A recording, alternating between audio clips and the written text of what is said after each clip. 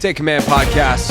Craig Hoffman here. Logan Paulson there, talking about the Commanders and Eagles NFC Championship game showdown. And man, this is going to be an interesting side of the ball when Philadelphia has it, Logan, to see what this Washington Commanders defense can do, specifically against Saquon Barkley. And I hate to say it just comes down to whether or not they can stop Saquon Barkley, but it kind of feels like this game might just come down to whether or not the Commanders can stop Saquon Barkley. Yes, and it does feel a little bit derivative, a little bit oversimplified. You know me, I like to make everything super complicated, but it does really feel like when you look at the Philadelphia Eagles offense over the last couple of weeks, like Jalen Hurts hasn't been playing great. It's not like he's playing bad, but he's definitely not elevating the offense the way he was. And I think that was 2022. Was that when they went to the Super Bowl, right?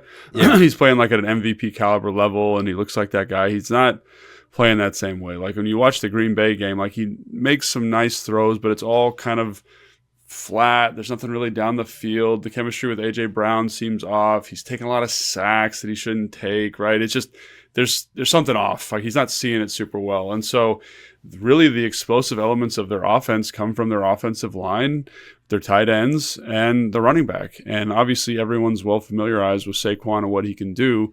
And so he's the one that's turned the games the last 3 or 4 games that they played. He's really been the difference maker. And again, that's why you bring in that special talent. We saw it last week with Jahmyr Gibbs. We saw it in San Francisco with Christian McCaffrey, how a good runner behind a great runner behind a good offensive line really just takes your offense to a totally different level. And this guy's a great runner behind a great offensive line. And again, this is I'm going to like kind of put my scouting hat on. Like he's not a great consistent like down to down, like there's better down to down runners, you know what I mean? Like you think about, I don't know, like Bijan Robinson or Derrick Henry's more consistent. David Montgomery's probably more consistent down to down in terms of making a badly blocked run into a positive gain. But all of that kind of nuance and subtlety is totally erased because he's the most explosive runner in football right now. I just heard a crazy statistic on the Mina Kimes show. He accounts for 20% of the NFL's explosive runs. 20% Saquon Barkley, right? I think there's been like, I forget the exact statistic, but it's like there's 8 runs over 60 yards this year. He accounts for 7 of them. Like he's just a stick of dynamite in the backfield. And we knew that when he was coming out of Penn State. It's great to see him have this level of production, but like really that's what it comes down to. So to me, like my oversimplified version of this is like play an 8-man box, play cover 3, play some type of man, and just be like, Jalen Hurts, we dare you. Like we dare you to beat us. Coach Moore, like call something different because we are not going to let him be the difference maker. The problem is they're going to give it to him 25 to 35 times in the game. So can you be that consistent? And we've seen this team do some pretty impressive stuff, specifically in this playoff run. Like I think about the way they played Tampa Bay, the way they played Bucky Irving, how physical they were in the front. They've shown an ability to do it. The second half of the Philly game, like I went back and watched it. I was like, man, these guys are playing great run defense, really fantastic run defense. But can you do it for 4 quarters? And obviously they haven't really put it together that way. And no one's been able to stop him for 4 quarters. And I give a lot of credit to, again, their personnel department. They found just mammoths of human beings. You know, you go down the line, Jordan Mailata's every bit of 380. Landon Dickerson's like 350. Cam Jurgens is obviously undersigned, but Mekhi Becton is 375. And then Lane Johnson's maybe the top 3 offensive linemen in football, and he's 320. They just wear you out. And versus a front like Washington that's a little undersized, little, like good athletes, all that kind of stuff. Like that to me is the biggest concern because they're going to lean on you. You'll beat him a couple times. You'll give up some negative runs because he'll take a negative run, Saquon, now. But you can't do it for 4 quarters. And eventually, like, he'll hit a big one and his rushing efficiency totally changes. So that's the story to me, is can you keep him in the box? For sure. And I think a couple of things off of that. First of all, just more illuminating on the explosive nature and how unique he is. He had 11 runs this year where he hit 20 miles an hour. Yeah. Next closest guy is 5. Yeah. More than double. It's Derrick Henry. By the way, you know who led the NFL in 15 mile an hour plus runs this year? I don't know. Jaden Daniels. Oh, look at that guy. Yeah, just was doing the little sort by column deal, and I was like, oh, look who's at the top of this column. That would be Jaden Daniels. Saquon's third. But Saquon, 11 rushes of over 20 miles per hour, and he is by far and away the leader in the league in that. I think the other thing that's really interesting, and I thought they did a good job on the broadcast of talking about this a little bit last week, and some other of the podcasts I listened to, I think it was Mays and Klassen talked about this on their show, is a lot of teams when they're trying to stop a running back, we're like, we got to crowd the line, like we got to get bodies up there, like we got to be instant. And that is a double-edged sword against Saquon, because if you bring your second level down to the first level and your first level now it just gets blocked up, there's no one there on the second level. So when you think of all the different options that Washington has with how they deploy their nickel personnel, which is what they're in the most, right? And where they can put Chin in terms of an eighth man in the box, whether it is the odd fronts that they use with Luvu and Fowler on the edge. Are there any of those that are particularly good ideas or potentially even particularly bad ideas because of the risk factor of not having guys deeper on the field, which sounds counterintuitive to stopping the run, but might be the best way to stop Saquon because he is so explosive and if there is room for him to get out, that is actually more dangerous than him just getting to the line of scrimmage in the first place. Yeah, and I don't think there's like a right answer to this, but what I will say is Washington seems to be a little bit better when they're in their odd front, just a little bit better. I do think they are better when they have their bigger bodies in. I think we talked a little bit about Daron Payne playing defensive end. I keep wanting to call him Christian Holmes, but I know that's not right. Holmes, number 96. Jalen Holmes, yes.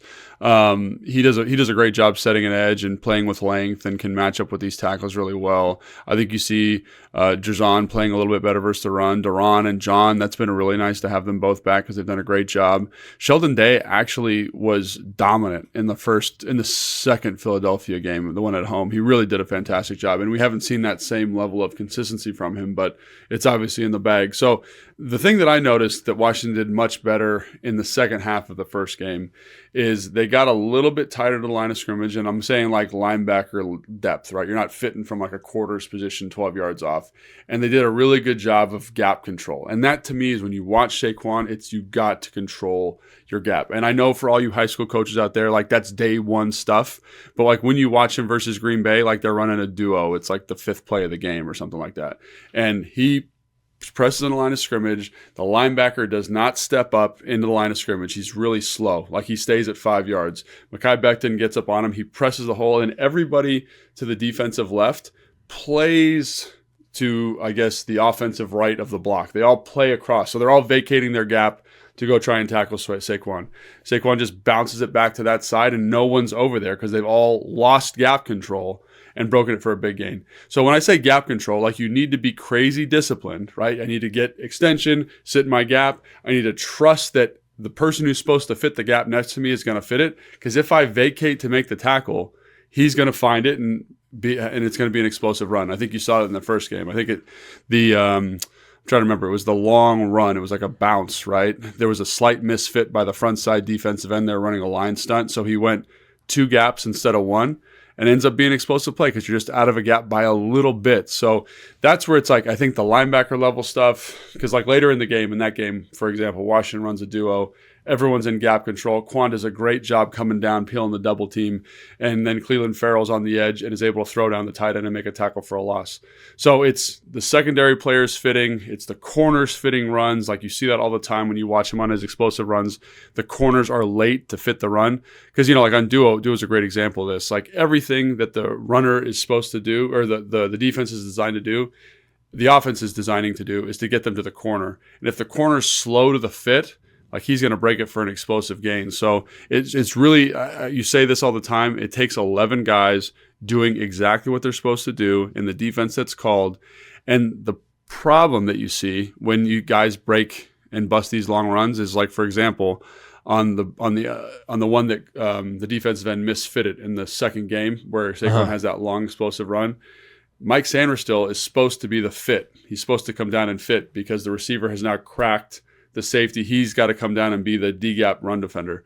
He thinks it's a pass. So he's running across with the cracker like it's a pass, and Saquon breaks out. So it becomes hard for those secondary guys because they are of two minds, right? It's like I have to be in the run fit, but also I've got AJ Brown and DeVonta Smith out here, and I got to make sure I handle that. So it's hard. It's hard to do it for 4 quarters versus an offense like this versus a player like this.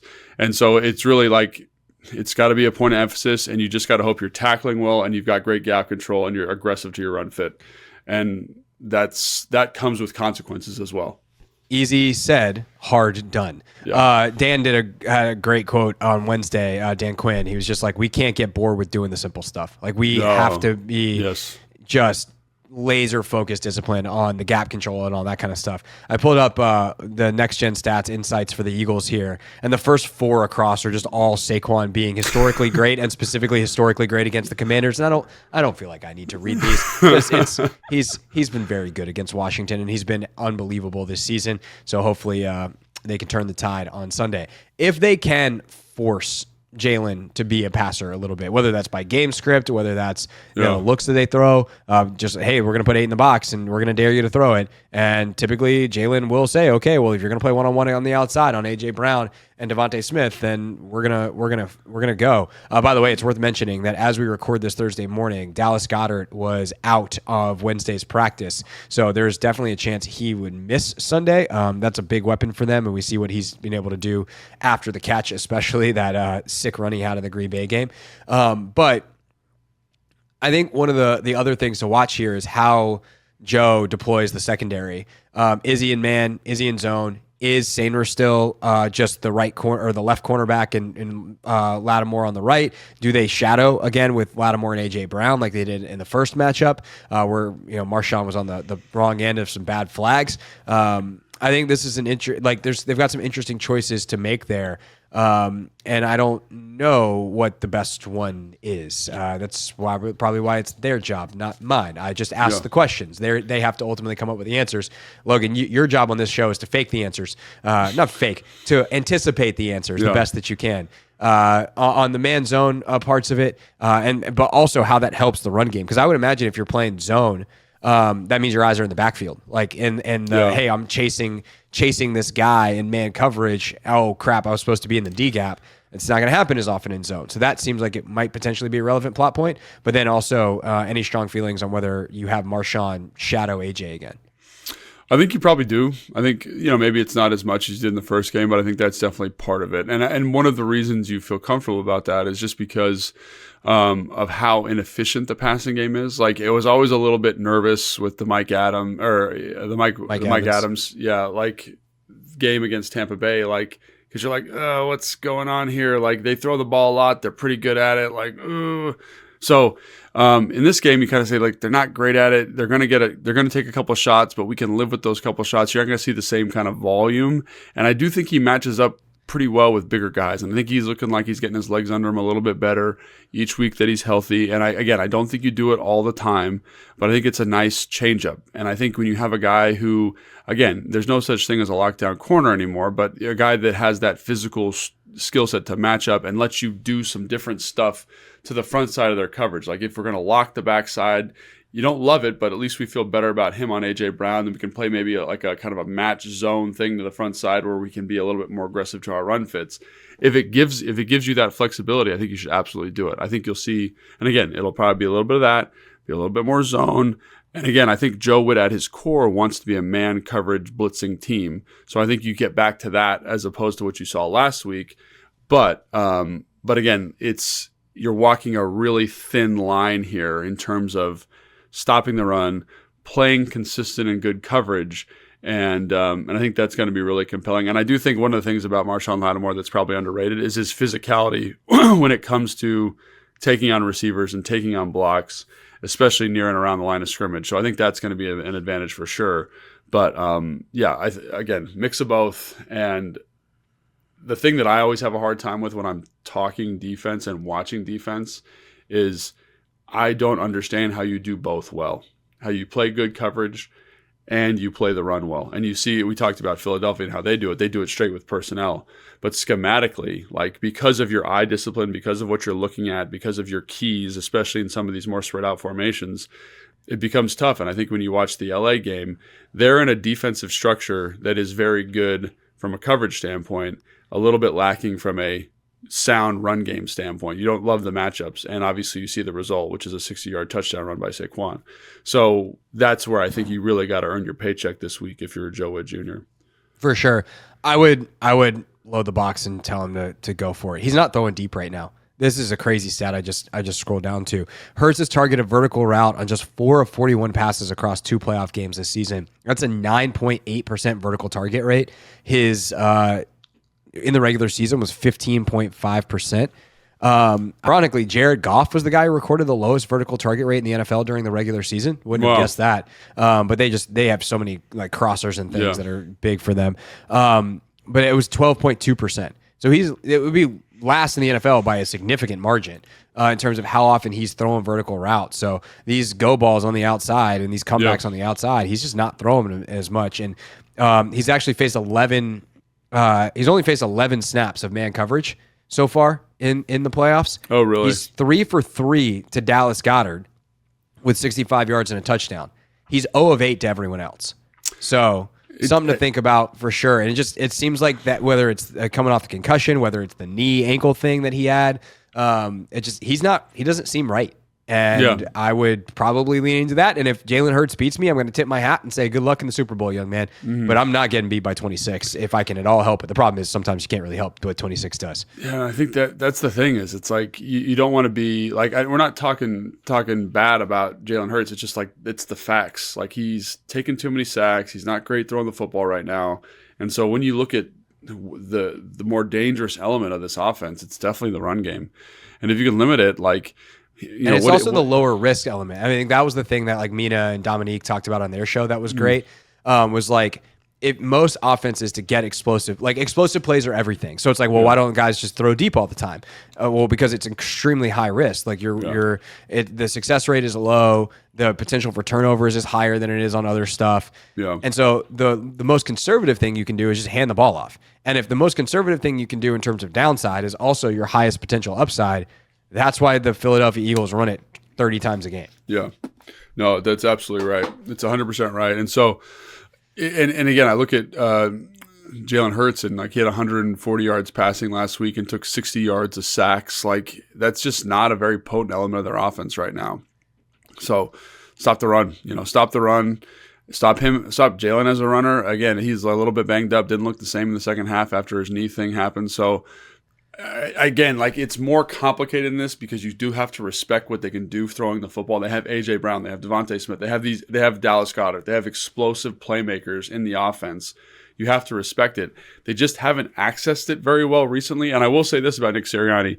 He does seem to be the most narrative-driven coach in the NFL. So when he hears people saying, oh, they can't throw the football, he comes out and he's like, we're going to throw the football. You know what I mean? And come on, that might be a good thing, Hey, like Nick. that hey, might be good. You can't throw the football. I dare you. But he's done that week on week. Remember they had that like little tiff where like AJ Brown was mad and Jalen Hurts was mad. They said you can't throw the football. He comes out and they throw it like 40 times the next week. You're like, okay, that was obviously intentional. And they win football games. But it just like with his injury, with the lack of consistency, the weather, it just feels like it's a Saquon game. And if you can manage him, you give yourself a shot. And then it comes down to, Jaden Daniels, and we talked about, like they've trailed for 5 minutes. Only 5 minutes in the last 4 games. That's an unreal statistic, right? 5 minutes. So if you can get them in a game flow where they have to throw, where they get out of this very comfortable hand the ball off, play good defense setup, who knows what's going to happen? So to me, like the best offense and the best defense in this game is a good offense. Let's get the offense rolling. Let's find a way to get Jaden comfortable. Hopefully makes a bunch of big plays. And again, this defense is amazing. It's the thing that gets me comfortable, that makes me confident in it, that they'll find a solution, is Philly does not pressure you the same way that Detroit does. I felt like there was always this looming pressure that because that offense was so potent, you had to consistently score. Here, it's not like that. You can be a little bit more deliberate. And just when you find it, let's grab that thing and, take it for a bunch of points and put them in a bad spot. For sure. And obviously the other big thing, turnovers. That's the thing that defined the Detroit game. It's something Washington has been great at outside of the Philly game. I mean, that's what killed them in that first matchup is the 2 Brian Robinson fumbles. He hadn't fumbled like all year, and then he loses 2. So redemption game for him would be enormous. And then can you continue what Sainer still and those guys have been doing on the back end? I think that would be obviously pretty good football analysis. Turnovers for your team, good. Turnovers, for your team going the other way, bad. But that definitely is something to watch for on Sunday. All right, I'll be back for the post-game show live. Who knows, Logan? It either is going to be a season wrap or we're going to the Super Bowl. Dude, 4 quarters away, man. 4 quarters away. It feels like you're living in a dream a little bit, you know? It does. It does. So Sunday, 3:00 on Fox. That's where you watch it. We'll be live afterwards on YouTube and then in the feed as well, obviously on the audio side of things. And other than that, I'll see y'all on the radio 4 to 7 the next couple of days. We got great guests lined up, so very, very excited for all of that. For Logan, I'm Craig, and we'll see you next time on Take Command, a show about the Washington Commanders, who are 60 minutes away from the Super Bowl. Thanks for watching this clip of Take Command, which has a brand new home. That's right. You can watch on YouTube at the Team 980. You can also listen to full episodes in the free Odyssey app, which is now enabled with Apple CarPlay. So we'll just, follow you around.